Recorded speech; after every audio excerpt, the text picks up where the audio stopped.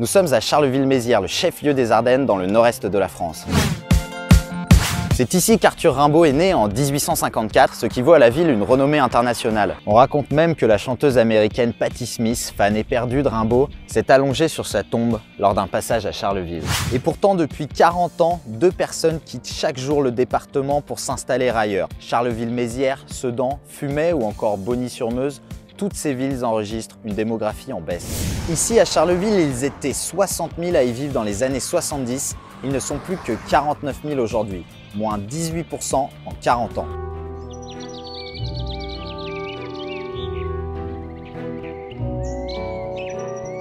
Plusieurs explications à ça. Au premier plan, la désindustrialisation. À Nouzonville, par exemple, l'usine Thomé Génaud faisait travailler 280 personnes. C'est là qu'on fabriquait les alternateurs automobiles, pour Ford notamment. C'était l'un des fleurons de l'industrie ardennaise jusqu'à sa fermeture brutale en 2007, après son rachat par des Américains.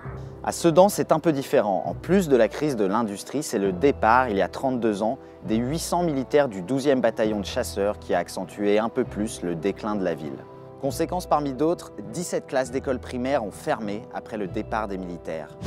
Fatalement, le taux de chômage a explosé dans les anciennes cités industrielles. 25% ici à Revin, 21% à Nouzonville, 26% à Bogny-sur-Meuse.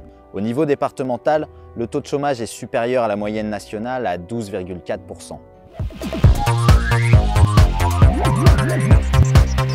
Mais tout n'est pas si noir dans les Ardennes. Le festival de musique du Cabaret Vert, qui a attiré jusqu'ici les Chemical Brothers, Christine and the Queens, Major Lazer ou encore Franz Ferdinand, accueille chaque été et depuis 12 ans des dizaines de milliers de personnes. Un événement qui donne du travail, nous a dit le directeur du festival Julien Sauvage, à des centaines d'entreprises locales. Certaines grandes entreprises ont même décidé de venir s'installer ici, dans les Ardennes. Un exemple avec Hermès, ici à Bogny-sur-Meuse.